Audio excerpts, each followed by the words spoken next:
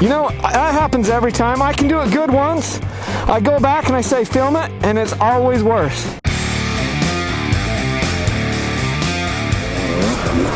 Yeah, this is the best performing all around 300XCW I've ever been on. And I'm attributing that to the fuel injection. The motor runs perfect. It runs perfect. It revs so quick and so free, makes the bike feel light.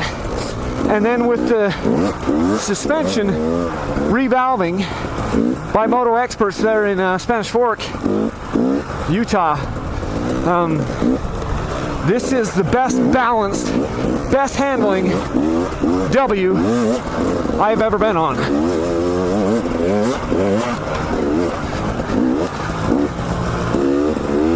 This sucker is awesome right now. It really is awesome, guys. I'm not pulling your chain. These TPIs, I've had 5 or 6 of them now. I can't even remember how many I've had, but I've put like close to 100 or maybe even a little bit more than 100 hours on the different TPIs that I've had. And some people have sent me some of these videos that are going around showing like all these problems that the TPIs have, and I just honestly feel like most of that is garbage. They don't show any context with what's happening. You don't get to see half the time if it's even a TPI bike. I just wonder what their agenda is. I literally have had 0 problems. I've had the Huskies, I've had KTMs, and look, I'm not paid to do any of this stuff. I will do a full wrap-up review on this bike when I put some more time on it, but I'm not paid by KTM at all. KTM has never given me a freaking dime.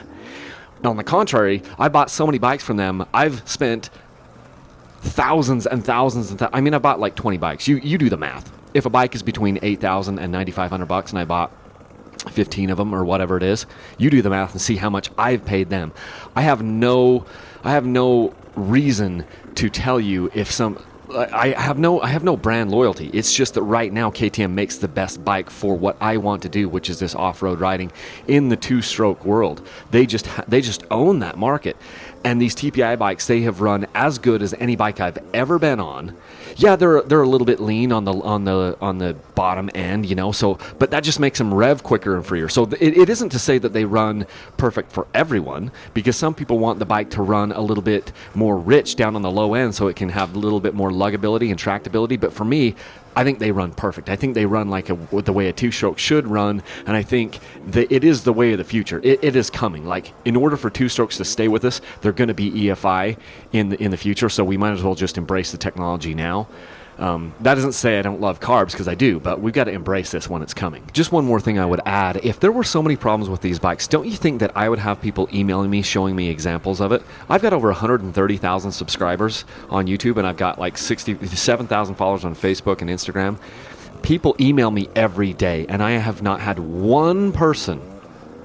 one person email me saying my TPI bike screwed up. My TPI like did this thing. You'd think I would get some of that with my position, right? Gotta love shifting gears going up a hill around a turn. Just grabbing up a gear.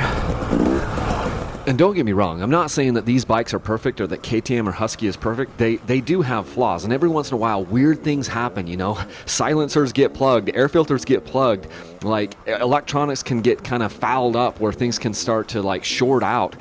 Things can happen, and sometimes it's the manufacturer's fault, sometimes it's a manufacturer defect, and sometimes it's just rider error because the people aren't maintaining the bike at all in any way. Any bike is going to fail if you just ride it into the ground. Trust me. So I'm not saying that people aren't having problems, but what I'm saying is it's unfair if you don't show any context or give any background or any history. You just show like some bikes, like, you know, like the counter shaft is trying to turn backwards, and I'm like, we don't know enough to know anything about what is going on here. I'm just telling you my experience with the bikes, which has been top notch. They have been unbelievable, top notch for me the entire time. You bumped and then you had to...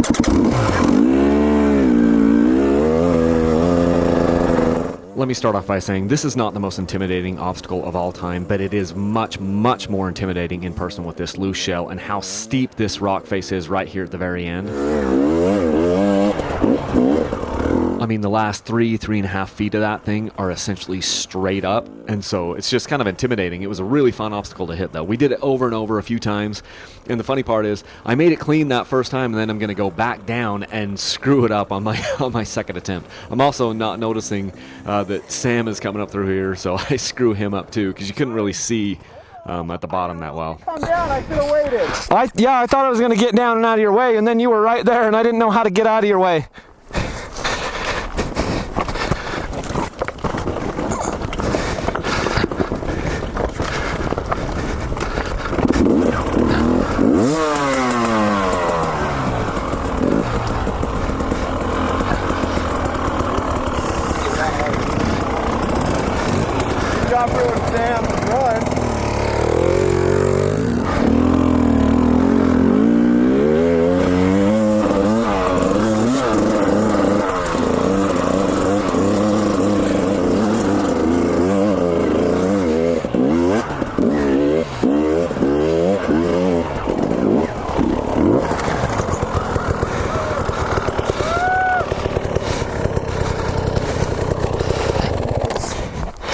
You know, that happens every time. I can do it good once.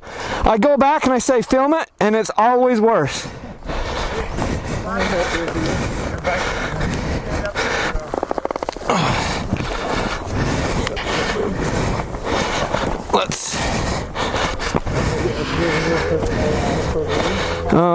Man, if I had it right here, I'd feel a lot better. Going up with my bike. My bike's right in the way. You want to just go down right there? If I could get the front tire just right here, then I can go down.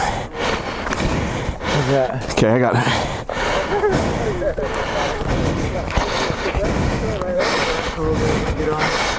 Oh, come on. All right, I'm good.